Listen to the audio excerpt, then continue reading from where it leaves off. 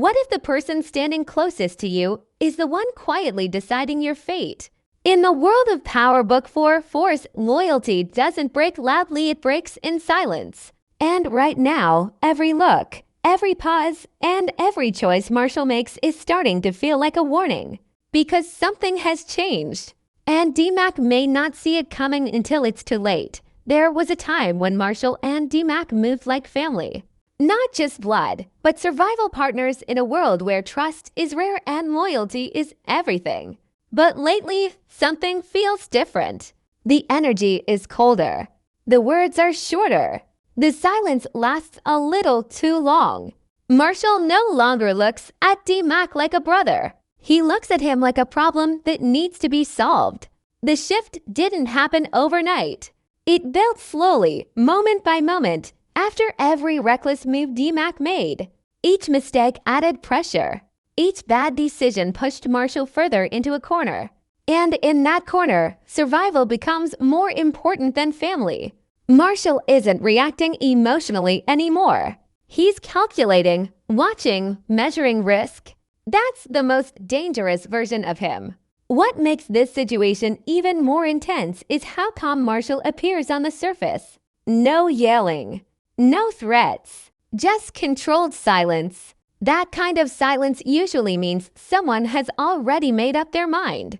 The tension isn't loud, but it's heavy.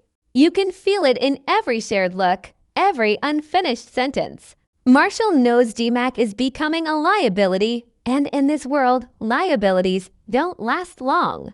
D-Mac, on the other hand, doesn't seem to notice the shift. He's still moving with confidence, still talking big, still acting like he's untouchable. That blind confidence may be his biggest mistake. He believes loyalty will protect him. He believes history means something. But in this game, history only matters until it gets in the way of survival. This is the moment where lines start to blur. Marshall isn't acting out of hate. He's acting out of fear that D-Mac will bring everything down.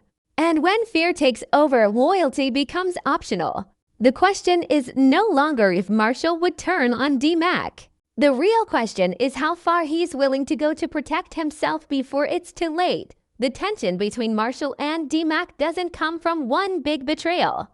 It comes from many small moments that slowly change everything. These are the moments people usually ignore until it's too late. D-Mac keeps moving like he's untouchable, like the rules don't apply to him anymore. He talks louder, acts bolder, and takes risks that bring unwanted attention. To him, it feels like power. To Marshall, it looks like danger walking straight toward them. Marshall has always been the type to think ahead. He watches patterns, not emotions. And what he sees in D-Mac is someone losing control. Every reckless move pulls heat closer. Every loud decision brings eyes from places they don't want attention from. Marshall understands how fast things fall apart in their world. One mistake can turn into a body. One wrong move can start a war.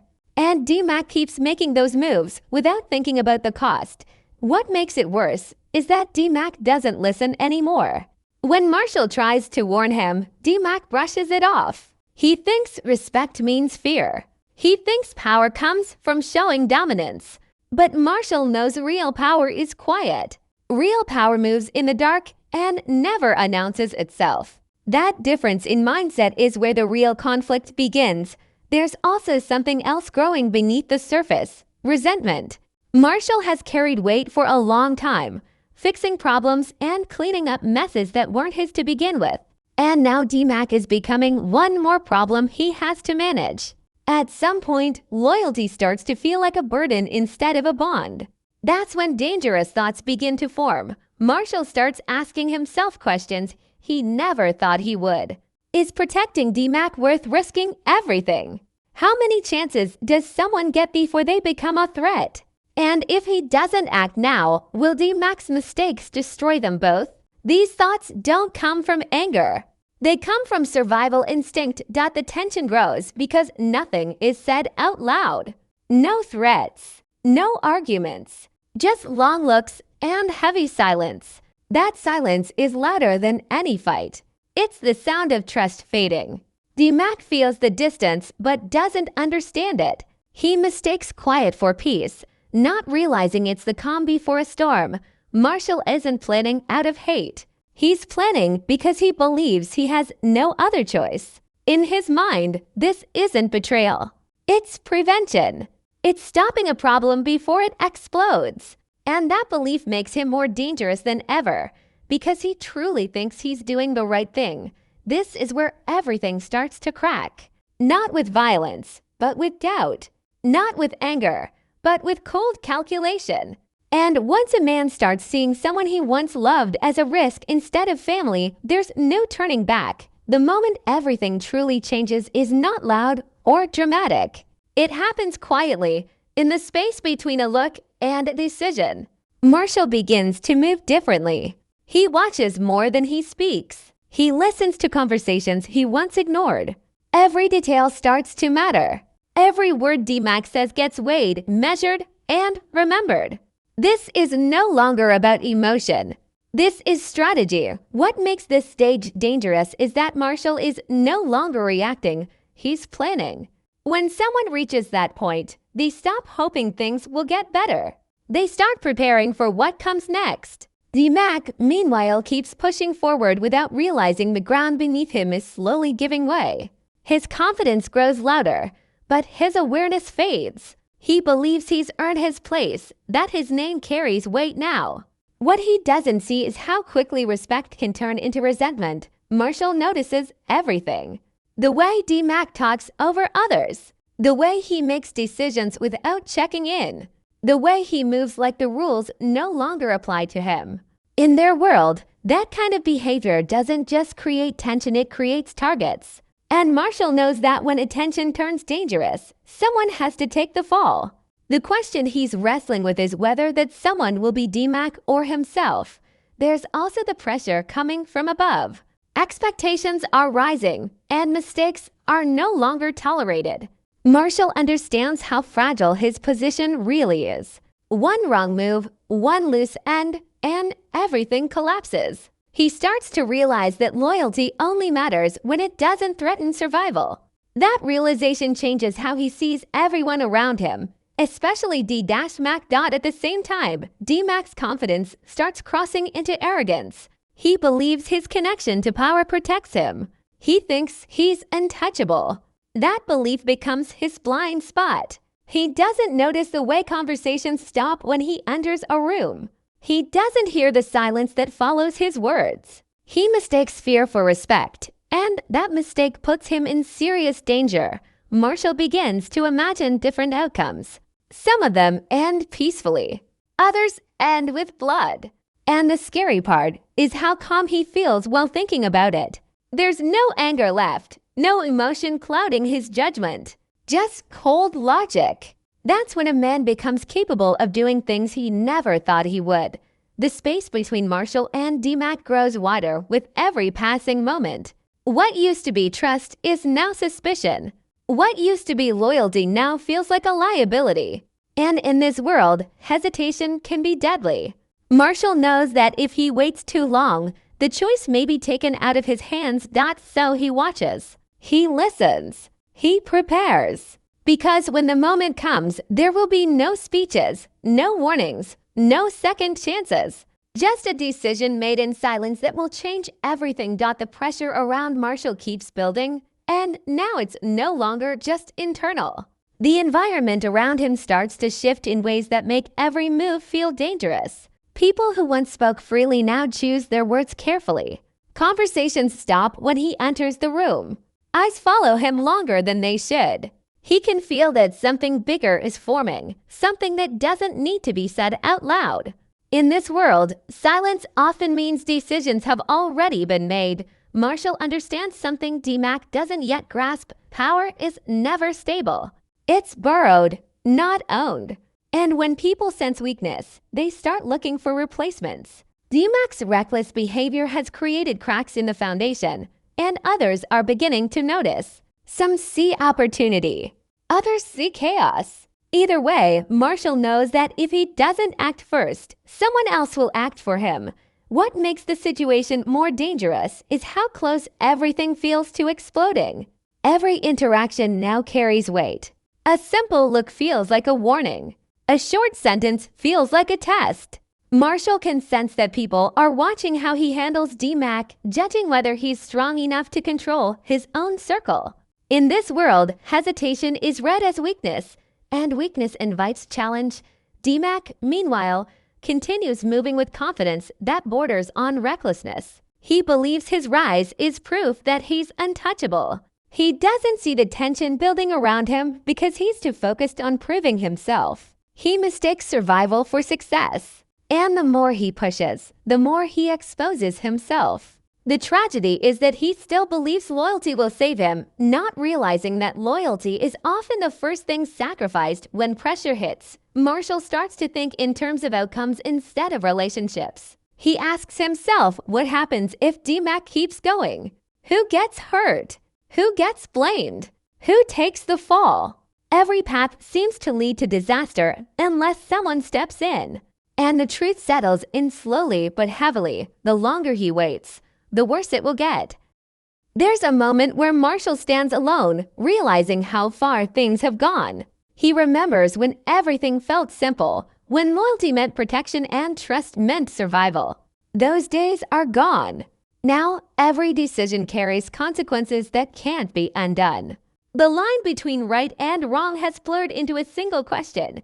Who makes it out alive? What makes this moment so dangerous is that Marshall isn't acting out of rage or jealousy. He's acting out of calculation. He believes he's preventing something worse. In his mind, this isn't betrayal. It's responsibility. And that belief gives him the justification he needs to move forward without hesitation. As the pressure closes in, the distance between him and D-Mac becomes more than emotional. It becomes strategic. Every move is measured. Every word is chosen carefully.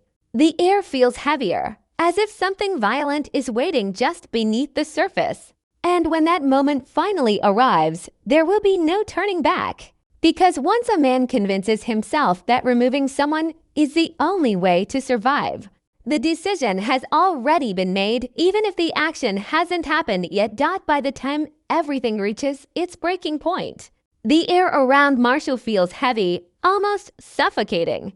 The kind of pressure that doesn't explode all at once but slowly crush everything underneath it. Every move he makes now feels final. Every choice feels like it carries a permanent cost. He understands something deep inside himself that he hasn't wanted to admit until now.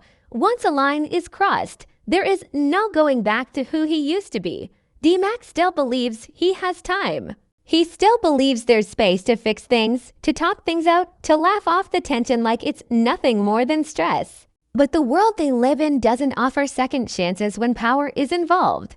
Mistakes don't get forgiven. They get remembered. And the more D-Mac talks, the more he exposes himself to people who are already watching closely. Marshall sees the full picture now. He understands that if he hesitates, someone else will make the decision for him, and that decision won't be gentle. In his mind, this isn't about betrayal anymore. It's about control, about preventing chaos before it spreads. He tells himself that what he's doing is necessary, that it's better to make one hard move now than to lose everything later.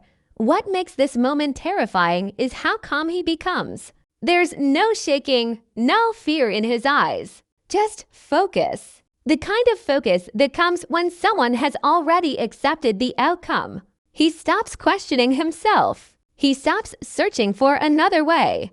That silence inside his head tells him the choice has already been made. D-Mac, on the other hand, remains unaware of how close he is to the edge. He still believes loyalty will protect him. He still believes his name carries weight. He doesn't realize that loyalty in this world is conditional, and power changes the rules without warning. By the time he senses something is wrong, the space to fix it may already be gone. There's a moment where everything feels suspended in time.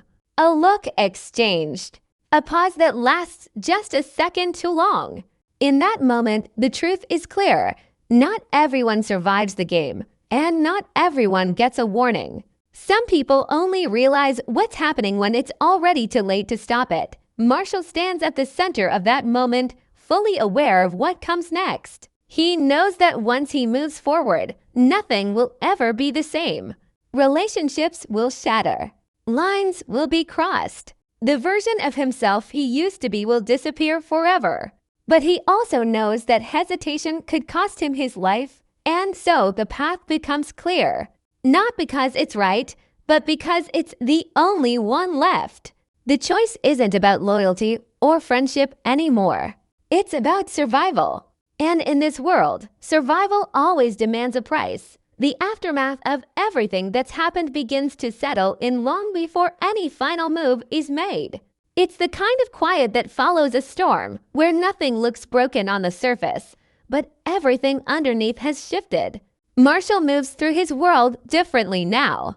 His eyes are sharper. His voice is colder. Every word he chooses feels measured, as if he's already living with the consequences of a decision no one else knows he's made yet. People around him start to sense the change. Conversations stop when he enters rooms. Laughter fades quicker than before.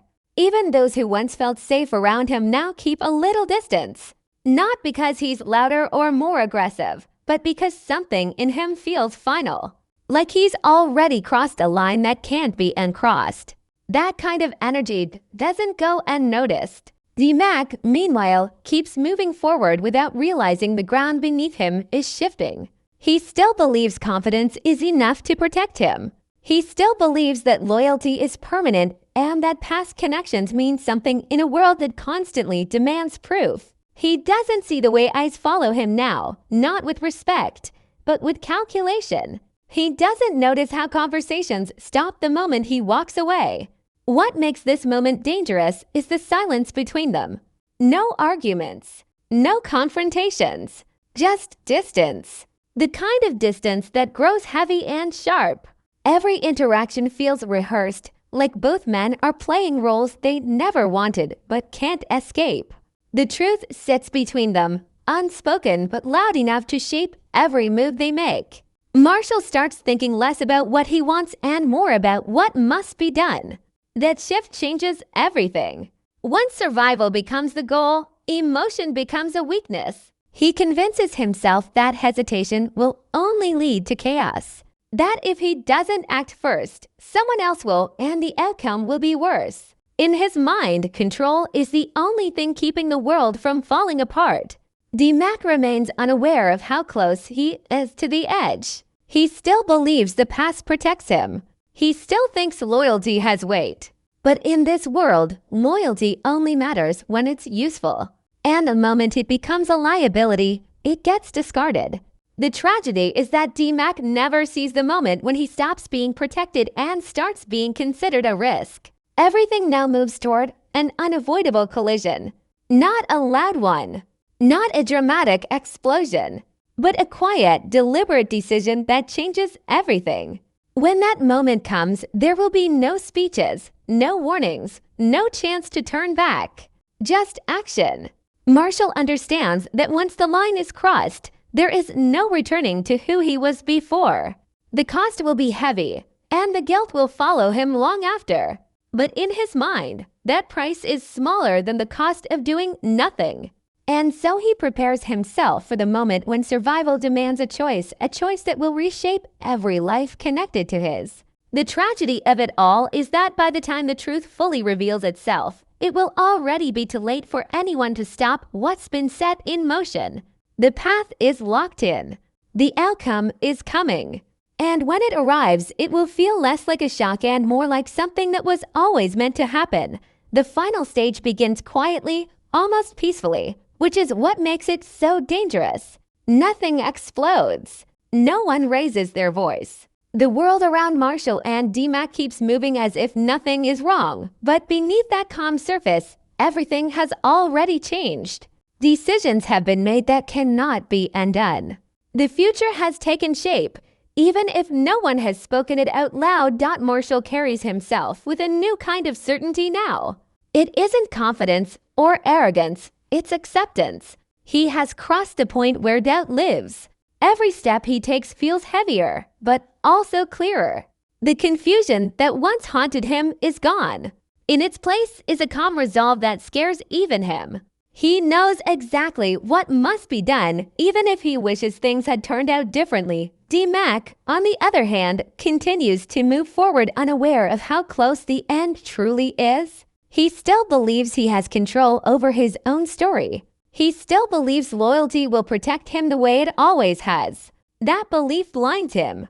It keeps him from seeing the signs, from recognizing that the people around him are no longer standing with him.